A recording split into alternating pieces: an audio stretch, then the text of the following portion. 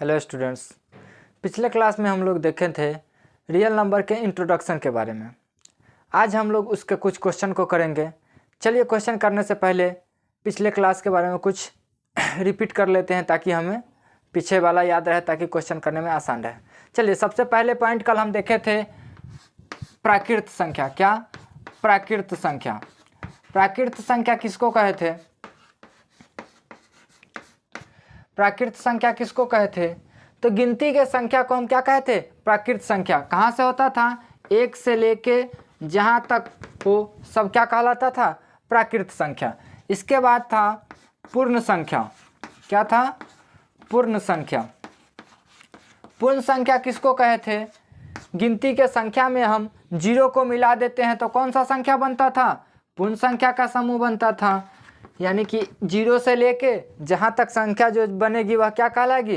पूर्ण संख्या। कल हम लोग देखे थे कि सभी प्राकृत संख्या पूर्ण संख्या हो सकते थे, लेकिन सभी पूर्ण संख्या प्राकृत संख्या नहीं हो सकते थे।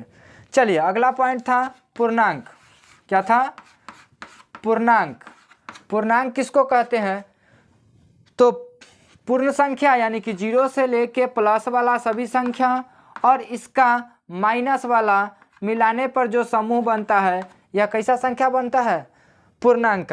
पूर्णांक दो प्रकार के होते हैं। एक जीरो से लेके उधर जितना होता है वह धनात्मक पूर्णांक, और माइनस वाला जितना होता है वह ऋणात्मक पूर्णांक। तो यहाँ से एक और क्वेश्चन बोले थे कि बनता है कि क्या सभी पूर्णांक प्राकृतिक होते हैं? तो नहीं, लेकिन सभी पूर्णांक हो सकते हैं, लेकिन सभी पूर्णांक पूर्ण नहीं हो सकते। क्यों? क्योंकि इसमें माइनस वाला होता है, पूर्ण संख्या में माइनस वाला नहीं होता। इसके बाद क्या था? परिमेय संख्या। क्या था? परिमेय संख्या।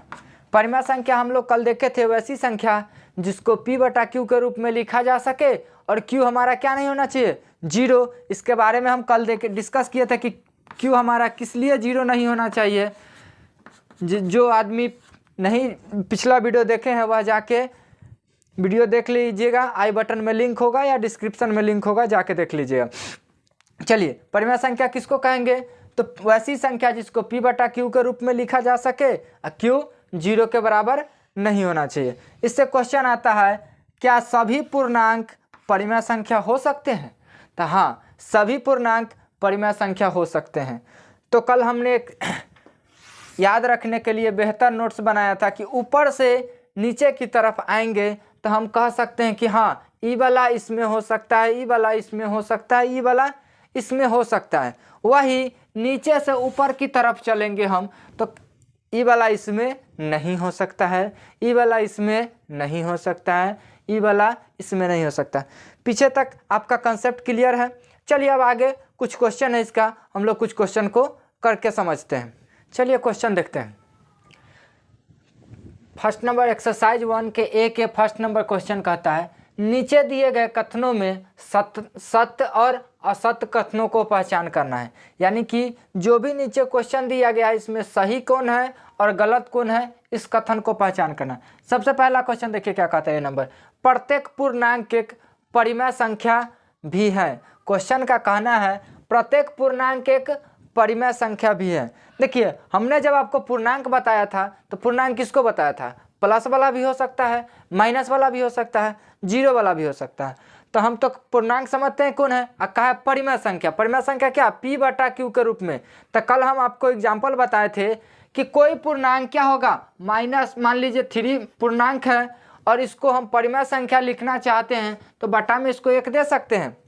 तो हम कह सकते हैं किसी भी पूर्णांक के बटा में 1 तो हम दे ही सकते हैं, तो उसको हम p/q के रूप में लिख सकते हैं। इसीलिए हमको कहा यह कथन सत्य है असत्य है, तो हम कह सकते हैं कि सभी पूर्णांक के कैसा संख्या है? परिमेय संख्या। यानी कि यह कथन क्या है? सत्य है। चलिए अगला क्वेश्चन देखते हैं। प्रत्येक भिन्न एक परिमेय संख्या है। कल हमने देखा था कि परिमेय संख्या किसको कहते हैं? जो p/q के रूप में होगा और q हमारा जीरो नहीं होगा। और कल हमने बताया था कि q जीरो क्यों नहीं होता है? q जीरो इसलिए नहीं होता है क्योंकि वह अपरिभाषित होता है। जब q जीरो नहीं होगा तो कोई भिन्न संख्या भी उसका नहीं बनेगा क्योंकि वह अपरिभाषित है। तो हम कह सकते हैं कि सभी भिन्न संख्या एक प्रकार का परिमेय संख्या हो सकते हैं। इसलिए यह कथन क्या हो जाएगा? सत्य हो जाएगा। चलिए अगला क्वेश्चन देखते हैं। प्रत्येक प्राकृत संख्या एक पूर्ण संख्या होते हैं। कहता है क्वेश्चन, प्रत्येक प्राकृत संख्या एक पूर्ण संख्या होती है। प्राकृत संख्या कहाँ से? 1 से। और पूर्ण संख्या कहाँ से? 0 से। यानी कि पूर्ण संख्या जो 0 से शुरू होती है उसमें तो 1 से लेकर सारा आता है ना। तो हम कह सकते हैं कि सभी प्राकृत संख्या पूर्ण संख्या हो सकती है। यह भी कथन क्या होगा? सत्य होगा। अगला क्वेश्चन देखते हैं। अगला क्वेश्चन कहता है प्रत्येक पूर्णांक एक पूर्ण संख्या होती है। क्वेश्चन का गौर से पढ़िए। प्रत्येक पूर्णांक एक पूर्ण संख्या होती है। पूर्णांक कौन? प्लस वाला भी, माइनस वाला भी और जीरो भी। लेकिन पूर्ण संख्या में सिर्फ और सिर्फ प्लस वाला और जीरो वाला, माइनस वाला नहीं ना होती है। तो हम कह सकते हैं कि सभी पूर्णांक एक पूर्ण संख्या नहीं हो सकती है। क्यों नहीं हो सकती है? तो -3 चाहे -5 कोई भी माइनस वाला एक पूर्णांक तो है ना, लेकिन पूर्ण संख्या है नहीं है। इसीलिए सभी पूर्णांक एक पूर्ण संख्या नहीं हो सकती है। यह कथन क्या है? असत्य है। क्या है? असत्य है। चलिए अगला क्वेश्चन देखिए। अगला क्वेश्चन कहता है प्रत्येक पूर्ण संख्या एक प्राकृत संख्या हो सकती है। कहने का मतलब है प्रत्येक पूर्ण संख्या एक प्राकृत संख्या हो सकती है। यानी कि पूर्ण संख्या बोले तो क्या? 0 से लेके, और प्राकृत संख्या बोले तो क्या? 1 से लेके। पूर्ण संख्या 0 से लेके सब, प्राकृत संख्या 1 से। हमसे कह रहा सभी पूर्ण प्राकृत हो सकते हैं। 1 से लेके जितना है वो सब तो हो सकते हैं, लेकिन सभी में कौन आता है? 0 भी गिनती में आता है, लेकिन 0 प्राकृत संख्या में नहीं ना होती है। तो हम कह सकते हैं कि सभी पूर्ण संख्या एक प्राकृत संख्या नहीं हो सकती है। यदि 0 की बात नहीं रहती तो हो जाती, लेकिन प्रत्येक में तो 0 भी आता है, इसलिए क्या हो जाएगा? असत्य हो जाएगा। चलिए अगला देखिए। अगला कहता है प्रत्येक परिमेय संख्या एक पूर्णांक होती है। क्वेश्चन कहता प्रत्येक परिमेय संख्या एक पूर्णांक होती है। यह तो कभी हो ही नहीं सकती है, क्योंकि जब वह परिमेय में होगी तो वह किस रूप में होगी? P/Q के रूप में होगी। और पूर्णांक जब भी होगी किस में होगी? केवल P में। यदि उसको हम Q के रूप में, जैसे -3 को हम Q के रूप में तो P के रूप में लिख सकते हैं। यह पूर्णांक भी है, यह परिमेय भी है। लेकिन प्रत्येक के मतलब क्या? इसके नीचे यह 7 भी तो है, एक प्रकार का परिमेय संख्या है ना। यह पूर्णांक संख्या होगी? नहीं होगी। यानी सभी परिमेय संख्या पूर्णांक नहीं हो सकती है। केवल वही परिमेय संख्या पूर्णांक होगी जिसके बटा में 1 होगा। इसीलिए आंसर क्या हो जाएगा? असत्य हो जाएगा। यानी सभी परिमेय संख्या पूर्णांक नहीं हो सकती। अगला क्वेश्चन कहता है 2 नंबर रिक्त स्थानों को पूर्ति करें। क्वेश्चन 2 नंबर के ए है परिमेय संख्या 2/3, 1/2, 0 और 5/6 को बढ़ते हुए क्रम में लिखने पर खाली जगह दिया गया है, इसको भरना है। कल हमने देखा था कि यदि कोई संख्या भिन्न संख्या हो तो भिन्न संख्या को बढ़ते और घटते क्रम में बताना ऐसे बहुत मुश्किल है। आप कैसे बता सकते कौन बड़ा है कौन छोटा है? जब हम छोटे में देखे थे, क्वेश्चन पूछा था 10, 20, 50, 100। इसमें हमको अच्छा से पता था कि 100 बड़ा है, 10 छोटा है, 20 छोटा है उससे। इसमें आसानी से पता चल जाता था कि कौन सा बड़ा है और कौन सा छोटा है। लेकिन जैसे ही बटा में जाएगा तो उसको आसानी से पता करना मुश्किल काम है। इसीलिए हम लोग क्या करते हैं कि सबसे पहले इसका हर को बराबर कर देते हैं। हर बराबर रहेगा तो जिसका अंश छोट वह सबसे छोटा संख्या होगा, जिसका अंश ज़्यादा वह सबसे ज़्यादा होगा। तो हम लोग इस प्रकार का क्वेश्चन को कैसे करते हैं? सबसे पहले काम क्या करते हैं? दिए गए परिमेय संख्या का हर बराबर करते हैं। कल हमने देखा था हर कैसे बराबर करते हैं, तो हरों का लसा निकालते हैं। जो लसा आएगा उसी के बराबर हर करते हैं। तो हर हमारा कितना है? 3 है, 2 है, 6 है। इसका लसा कितना आएगा? तो ये दोनों, इसका लसा लगभग 6 आना चाहिए, क्योंकि सबसे बड़ा 6 है जो सबसे डिविजिबल है। यानी कि इसका लसा कितना होगा? 6। हम कह सकते हैं ये हर का लसा कितना है? 6 है। यानी कि सभी संख्या का हर को हमको किसके बराबर करना पड़ेगा? 6 के। संख्या कितना है? 2/3। इसका हर किसके बराबर करना है? 6 के। क्या करेंगे हम? 2 से मल्टीप्लाई नीचे करेंगे तो 2 से ऊपर भी करना पड़ेगा, ताकि जितना से मल्टीप्लाई उतना से डिवाइड। कोई अंतर नहीं आएगा, लेकिन संख्या का हर कितना हो जाएगा 6 के बराबर, या कितना 4/6। अभी भी यह 2/3 के बराबर है, लेकिन यह कितना हर हो गया है 4/6 का। एक का बराबर कर लिए हैं, अगला का बराबर करते हैं। -1/2 है, इसका हर किसके बराबर करना है 6 के।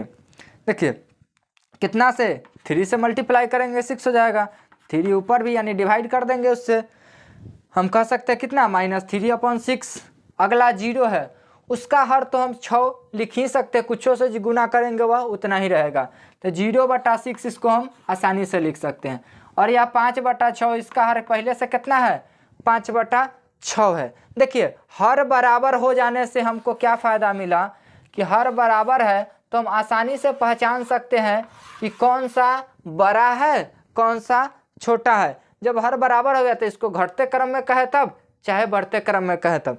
हमको क्वेश्चन क्या कहा था, बढ़ते क्रम में लिखना है। बढ़ते क्रम में लिखने के मतलब क्या है, सबसे पहले छोटा वाला, तब उससे बड़ा, तब उससे बड़ा, तब उससे बड़ा, यानी इसमें खोजेंगे सबसे छोटा वाला कौन है।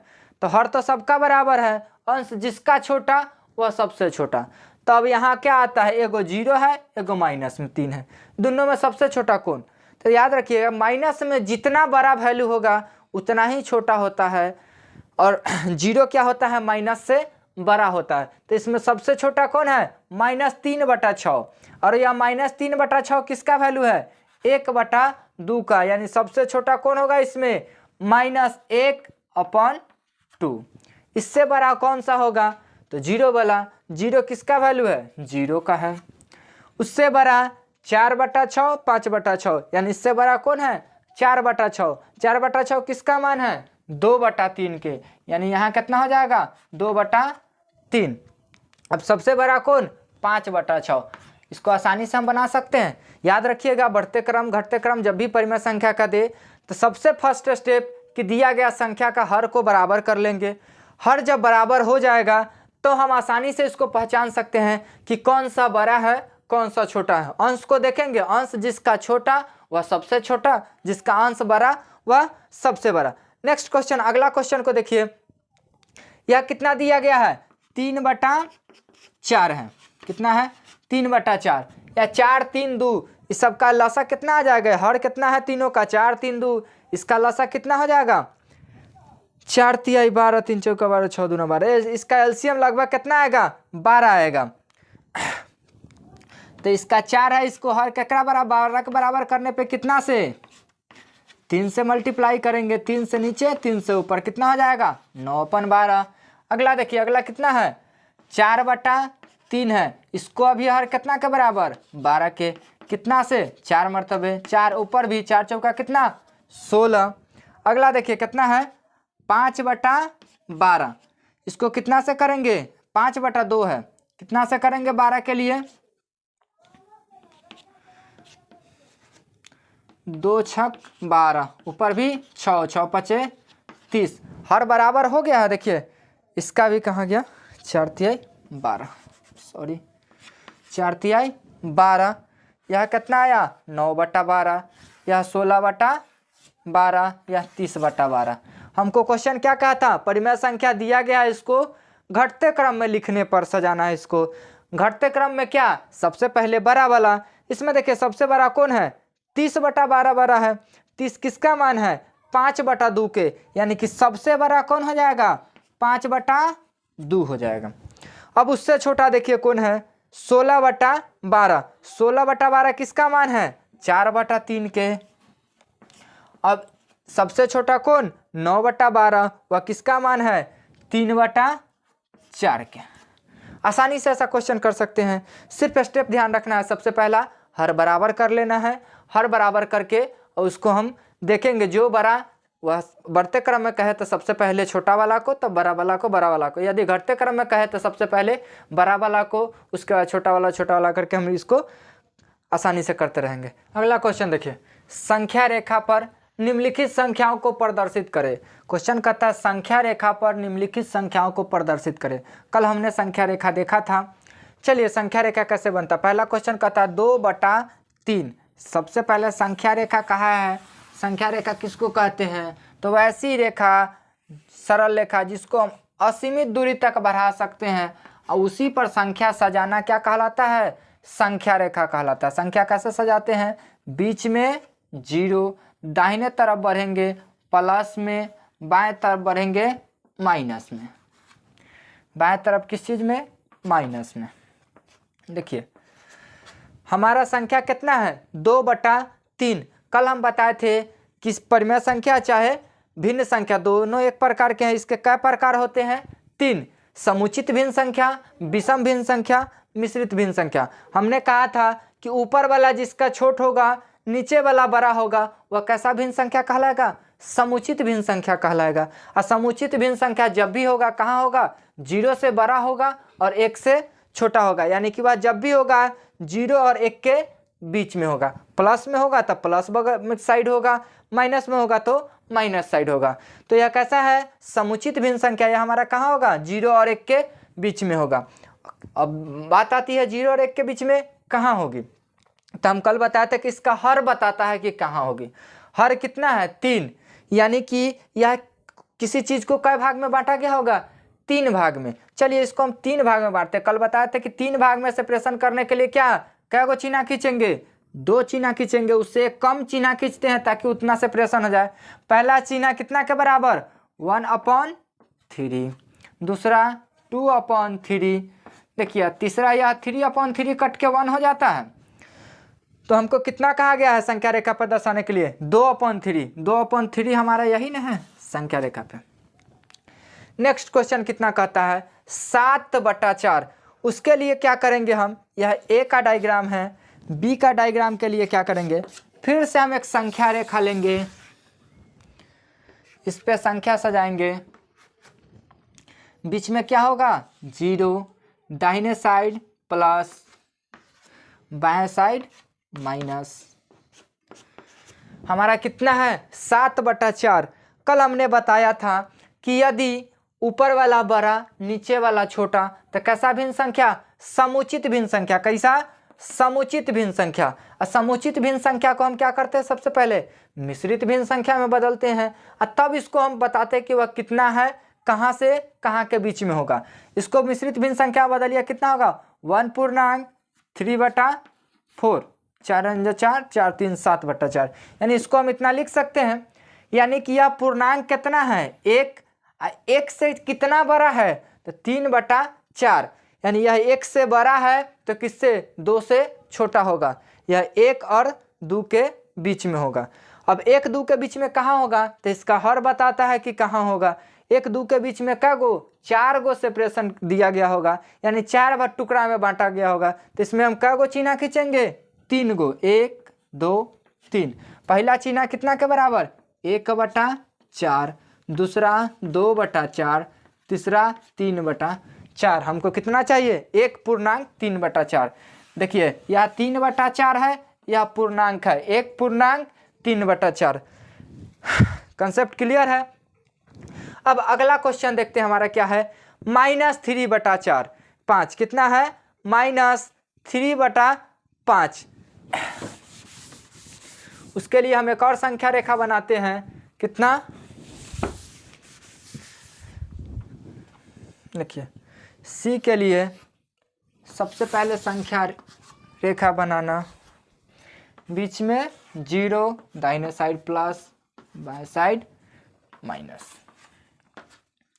यह है -3/5। देखिए इसका ऊपर वाला छोट है, नीचे वाला बड़ा है। हमने 1 नंबर क्वेश्चन में देखा था। यह कैसा भिन्न संख्या है? समुचित। और समुचित भिन्न संख्या हमेशा कहाँ होगा? 0 और 1 के बीच में होगा। प्लस में होगा तो प्लस साइड होगा, माइनस में होगा तो माइनस में होगा। तो माइनस वाला किधर होगा? Minus side. और इसका हर बताता है कि कितना? 5 है तो 5 भाग में बांटा गया होगा। इसको हम क्या भाग में बांटेंगे? 5 भाग में। यानी क्या गो टुकड़ा? 4 चिन्ह खींचेंगे। 2 3 4। पहला टुकड़ा कितना? -1/5। दूसरा -2/5। -3/5। अगला -4/5। हमें कितना चाहिए? -3/5।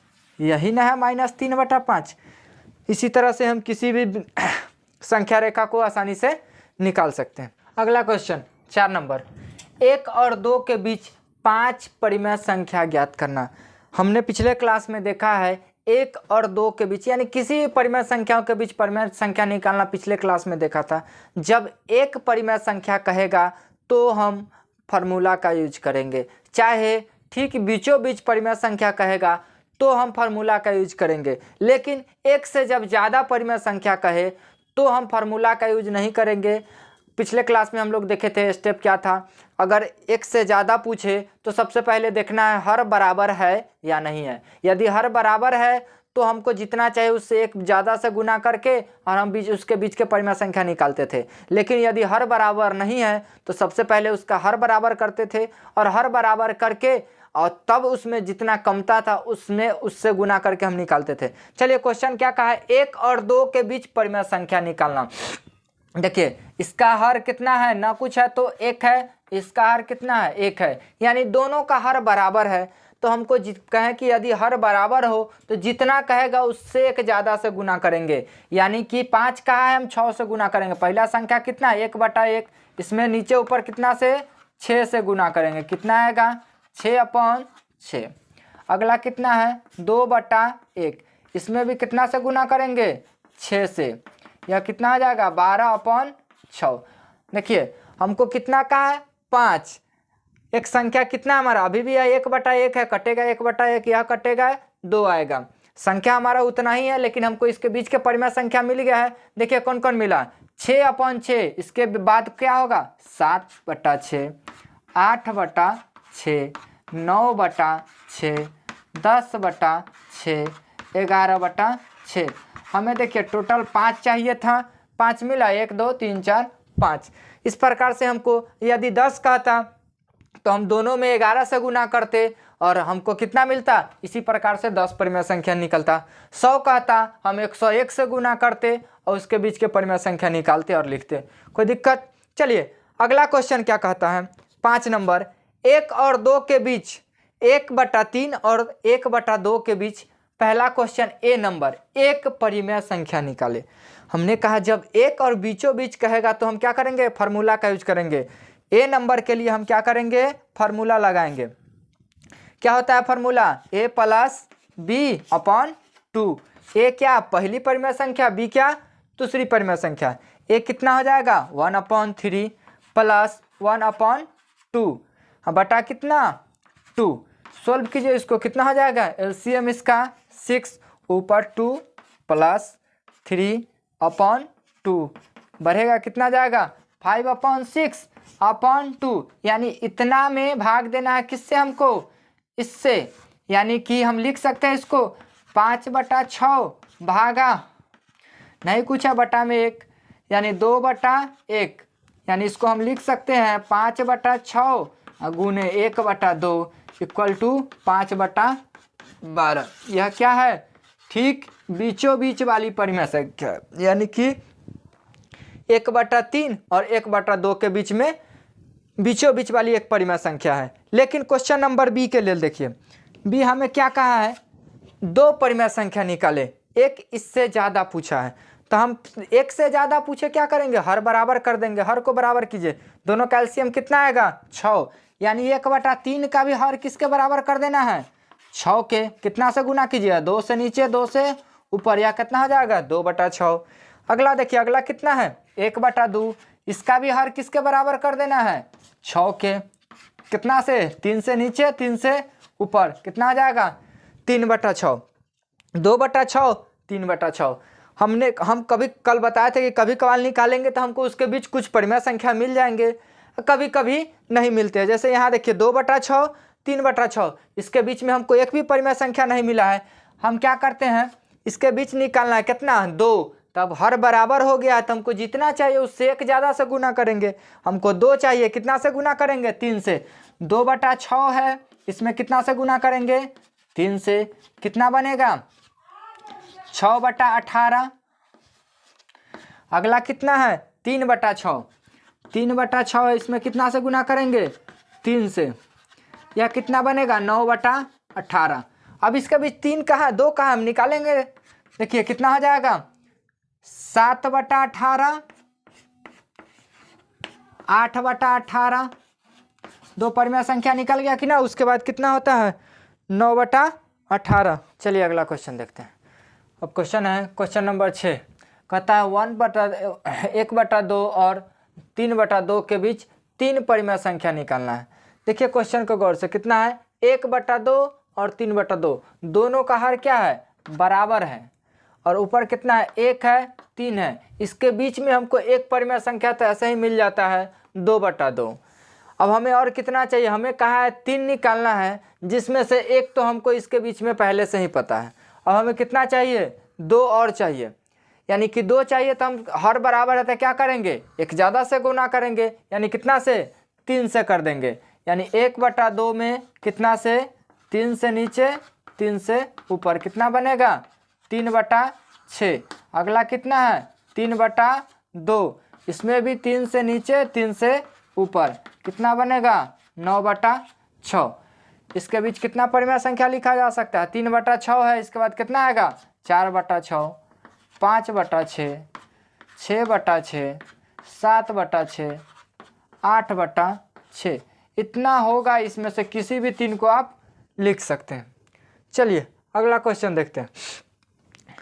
अगला क्वेश्चन है -1/5 और -2/5 के बीच 3 परिमेय संख्या लिखना है। यहाँ देखिए -1/5 और -2/5 दोनों का हर बराबर है और अंश क्या है लगातार है, यानी इसके बीच में हमको एक भी परिमेय संख्या नहीं मिल सकता है। तो हम क्या करते हैं कि हर बराबर होता है तो जितना चाहिए उससे एक ज़्यादा से मल्टीप्लाई करते हैं। हमको कितना चाहिए 3 चाहिए, कितना से मल्टीप्लाई करेंगे 4 से।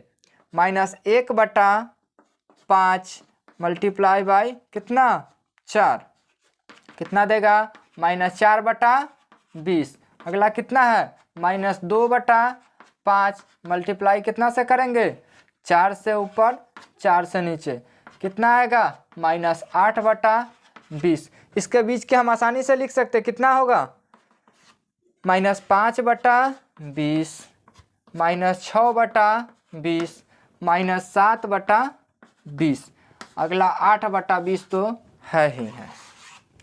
चलिए नेक्स्ट क्वेश्चन 8 नंबर, -1/2 और 1 के बीच 3 परिमेय संख्या निकाले।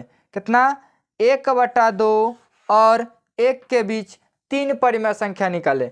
दोनों का हर क्या है, इसका हर नहीं कुछ है तो कितना होगा 1। दोनों का हर क्या है अलग अलग है। जब हम कहे थे स्टेप कि अगर यदि हर अलग अलग हो तो सबसे पहला स्टेप क्या करना है, दोनों का हर इक्वल कर लेना है। हर इक्वल करने के लिए क्या करते हैं हम लोग, दोनों का एलसीएम निकालते हैं। जितना एलसीएम आता है उतना ही हर बराबर करते हैं। तो दोनों का एलसीएम कितना आ जाएगा 2।